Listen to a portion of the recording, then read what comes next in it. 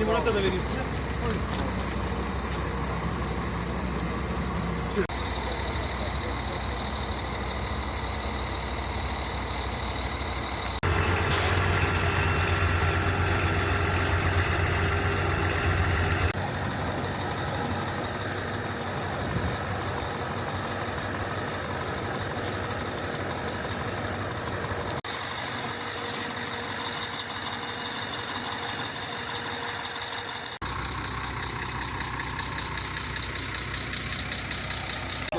Çalışan abilerimize limonata verin. Filistin özgür olacak inşallah. Filistin mutlaka özgürlüğüne kavuşacak. Bugün olmasa yarın, yarın olmasa mutlaka. Buradan da baklayın ama. Yok, orada malzeme koyuyor. Bıçağı getirse bebi. Ne? Bıçağı.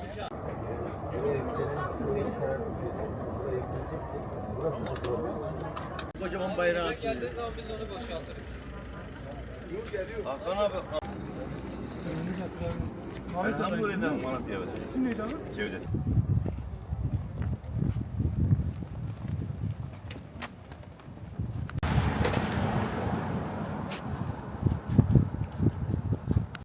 İsmim Alparslan Arslan. Filistin Konvoy Yönetim Kurulu üyesiyim. Şu an burası Halil İbrahim sınır kapısı. Habur'u geçtik. Bu tarafta engelleniyoruz. Bura bize söylenen merkez hükümetin bize izin vermediği ve merkez hükümetle anlaşırsak buradan geçebileceğimiz üzerine. Ama biz daha öte aslında bu işin arkasında İsrail olduğunu biliyoruz.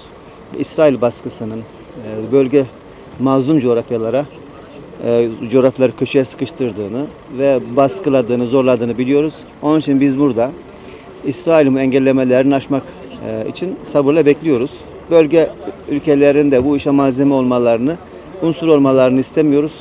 Çünkü hepimiz aynı yolun yolcusuyuz. Hepimiz Filistin davası konusunda hemfikiriz. Filistinli kardeşlerimizin derdiyle dertlenen insanlarız. Ama buradaki kardeşlerimiz, sınırdaki bize engel olan kardeşlerimizle oturup konuştuğumuz zaman aynı şeyleri konuşuyoruz. Ama kendilerinin de bu noktada engellendikleri üzerinde bir söylemleri var. Biz bunu sabırla bekliyoruz. Şu güneşin altında asfalt alev alev 55 derece, hava 41 derece. Yani şurada şu nehirden sular alarak başımıza dökerek rahatlıyoruz. Allah razı olsun, gene bir valimiz şu an bir banyo, duş teknesi getirdi, sistemi kurduruyor. Biraz rahatlayacağız inşallah. Veya Kızılay'ımız çeşitli içecek yiyeceklerimizi getiriyorlar. STK'larımız sağ olsunlar. Onlar da gıda ihtiyaçlarımız, yemek ihtiyaçlarımızı görüyorlar. O anlamda sıkıntımız yok. Biz burada günlerce, aylarca bekleyebiliriz. O noktada bir sıkıntımız yok. Biz illaki kardeşlerimizle Batı Şeria'da buluşma üzere niyetliyiz. Burada 313 Türkiye'li, 37 yabancı uyruklu kardeşimiz var. 313 de önemli bir rakam. Bedir Savaşı'ndaki Bedir ehlinin de sayısı. Bu anlamda da bu rakam önemsiyoruz. Bu 350 insan, bütün dünyadan toplanmış gelmiş 350 insan burada aynı niyetle son noktaya kadar sabır edebilecek arkadaşlar ve hiçbir şekilde de geri dönme niyetimiz yok. Ama nereye kadar bu kadar sakin olunur, nereye kadar işte rahat olunur, bunlar biraz da arkadaşların gidişatla veya yetkililerin bize vereceği cevaba göre değişecek. Ama şu an bir sabırla bekliyoruz, bu sıkıntıları çekiyoruz. Yetkililerden de, yani bu karşı taraftaki kapıdaki yetkililerden artık kapıyı açmalarını ve bizim geçip gerçek düşmanla muhatap olmamız gerektiğini söylüyoruz. Bizi kendileriyle bu anlamda kötü yapmasınlar. Çünkü bu mazlum coğrafyanın halkı biliyoruz ki onlar da aynı taraftayız. Onun için karşı karşıya da gelmek istemiyoruz. Bizi bıraksınlar, biz geçelim. Irak'tan sonra Ürdün'e geçelim. Ürdün'de yine 5-6 milyon Filistinli kardeşimiz var. Onlarla kucaklaşalım. Oradan Batı Şeria'ya varalım. Ramallah'a girelim. Ramallah'ta yardımlarımızı götürelim. Filistinli kardeşlerim kucaklaşalım. Orada Mescid-i Aksa'mızda namaz kılalım. Ve İsrail'in zulmünü, Batı Şeria'yı şu an Gazze'leştirmeye çalışıyor. Gazze biraz sakinleşti ya. Batı Şeria'yı da aynı şekilde zorluyor. Batı Şeria'daki bu zulmü bir nebze azaltabilirsek, hatta tamamen yok edebilirsek ne mutlu bize. Bu misyonun hedefi de, yani Filistin konvoyunun hedefi Srebrenica katliamından, soykırımından Gazze soykırımına bir temalı bir yolculuk. Biz bu iki yolculuğu, iki katliam noktasını birleştiriyoruz ve diyoruz ki bütün dünya zalimlerine karşı bu coğrafyanın insanları, bütün vicdanlı insanlar bu zulmü sona erdirebilir. Biz sivil insanlarız. Herhangi bir çakı dahi elimizde bulunmamaktadır. Sivil olarak sivilliğin gücünü biliyoruz. Bütün dünya halklarının İsrail'e karşı nasıl nefret ettiklerini biliyoruz. Biz bunun taşıyıcı vesilesiyiz. Bu vicdanları aldık. Gerek yerinde bize destek verenlerle, gerek bu yolculuğa katılanlarla birlikte biz bu vicdanı teslim etmeye gidiyoruz. Kardeşlerimle kucaklaşmaya gidiyoruz. İnşallah bunu başaracağız. Bu azim bizde var. Allah razı olsun. Yani daha önceden yapmış olduğumuz görüşmeler neticesinde gerek Bağdat yönetimi, gerekse Kuzey Irak yönetimiyle ilgili yapmış olduğumuz görüşmelerde her türlü kolaylığın sağlanması gerektiğiyle ilgili gerek Türk konsolosluğuyla Erbil'de görüşmüş olduğumuz ve kendileriyle yapmış olduğumuz istişare neticesinde yardımcı olacaklarını söylemişlerdi. Bizden isim listesi istediler, araçlarımızın plakasını istediler. Bizler plakalarımızı verdik, kişi sayısını, isim listesini verdik. Bunun da sebebi en azından geldiğinizde sizi kapıda herhangi bir bekletmeme adına sizlerin geçişinizle ilgili yardımcı olacaklarını bizlere söylediler. Ve hatta şunu söyleyeyim, yani içeri girdikten sonra ta Ürdün sınırına kadar bizlere yardımcı olacaklarını söylediler. Ama bu işin aması var.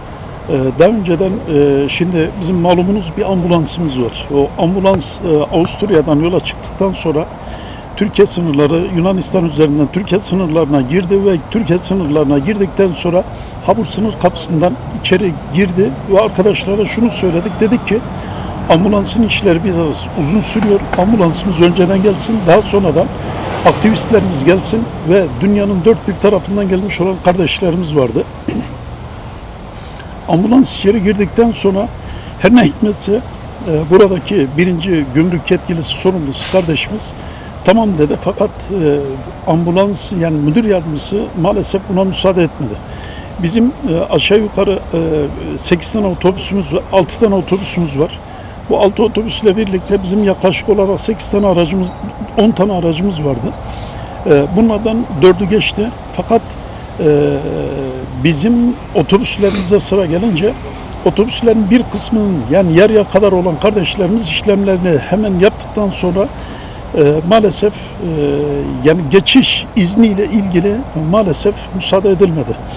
Şimdi burada şunu söylediler, yani biraz da işi yokuşa sürünce kardeşlerimiz yönetim kurulu başkanımız Cengiz Aslan kardeşimiz, Hakan Şimşek kardeşimiz ve Alparslan Aslan kardeşimizle birlikte hep beraber toplandı ve yetkililerle yapmış olduğu söyleşi istişare neticesinde kesinlikle biz buraya herhangi bir taşkınlık yapmaya, herhangi bir siyasi veya siyasal herhangi bir şeyimiz olmadığına göre biz sadece insancıl ve barışçıl bir şekilde geldiğimizi ifade ettik. Şimdi madem ki biz dedik, yani şimdi bizlere şöyle dediler, sizin vizeleriniz yok. Vizeleriniz olmadığından dolayı siz geçiş yapamazsınız. Fakat bunun içerisinde işin bilincindeydik. Daha önceden mesela bizde yeşil pasaportlar, 50 yaş üzeri olanlar ve vizesi olan kardeşlerimiz normalde yani sınırı geçişlerle ilgili herhangi bir sorunların, sıkıntılarının olmadığını söylediler. Şimdi burada tabiri caizse yanlış yaptıklarını anlayınca geri adım attılar ve bizlere dediler ki merkezi yönetimin bizlere almayın diye bir talimatı var. Bizler yine tekraren gerek Dışişleri Bakanlığı, Türk Dışişleri Bakanlığı'yla, gerek buradaki milletvekilleri, bakanlarla ve yapmış olduğumuz buradaki görüşmelerde bizlere yardımcı olacakları söylendi.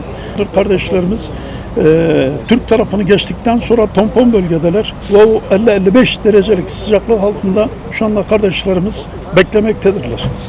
Bizim herhangi bir yani siyasi veya şiddet içerikli olan şeyimiz yok. Tamamıyla sivil bir aktivizmle biz yani Bosna'dan yola çıkarken Srebrenica'dan soykırımdan soykırıma temasıyla yola çıkıp şunu söyledik ve dedik ki bizler bir Srebrenica'da 1992'de bir katliam yapılmıştı. İkinci katliamın yapılmış olduğu bölgeye doğru yol alırken Yaklaşık 5000 kilometrelik bir rotamız vardı. Elhamdülillah her ilden sıkıntısız bir şekilde geçtik. 3-4 ülkeden geçtik.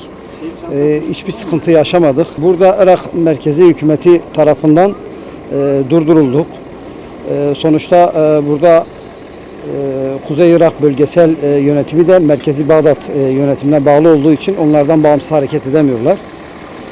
Onların izin vermediklerini söylediler. Herhangi bir yasal eksikliğimiz de yok. Vizelerimiz hepsi tamam.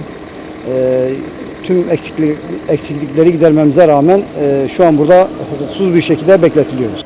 İnşallah bu sınır kapısını geçeceğiz. Buradan Irak'a geçiyoruz. Sonra da Ürdün'e, Ürdün'den Batı Şeria'ya inşallah. Durbüler burada zor. Zor olsa da biz buradayız çünkü biz Gazze'nin ve Filistin'in sesini duyurabilmek için buradayız. Onlar bizden daha çok zor şartlar yaşıyorlar. Savaş yaşıyorlar. 2,5 yıldır çok zor şartlarda yer alıyorlar. Şehitlerimiz var. Her gün şehitler veriyoruz. Bu yüzden bizim burada yaşadığımız şeyler hiç de sıkıntı değil. Zor bile olsa biz bunu idare edebilecek kadar halledebiliyoruz inşallah. İnşallah devam ediyoruz. Zorluğa rağmen devam ediyoruz. Çünkü onlar bize sorumluluk yüklediler.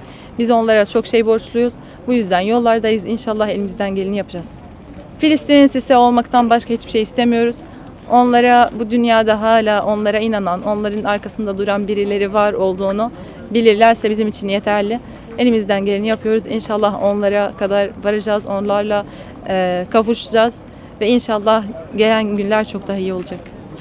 İşte Bosna Hersek'ten, Arnavutluk'tan, Karadağ'dan ve Yunanistan'dan geçip de şurada gerçekten beklemek bizim içimizi acıtıyor. Rabbim Teala bir an önce ümmete birlik ve dirlik nasip etsin. Biz Gazze'li çocukların sesi olmaya devam ediyoruz. Bazen şu şekilde sorular geliyor. Geri dönecek misiniz?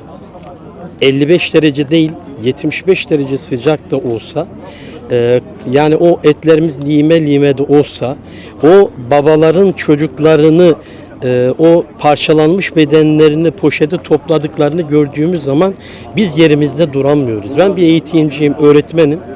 Biz sonuçtan mesul değiliz. Biz seferden mesulüz ve bundan dolayı biz bu insaniyeti, bu İslamiyeti göstermekle mükellefiz diye düşünüyoruz. Ne zaman döneceksiniz diyorlar? Sonuna kadar.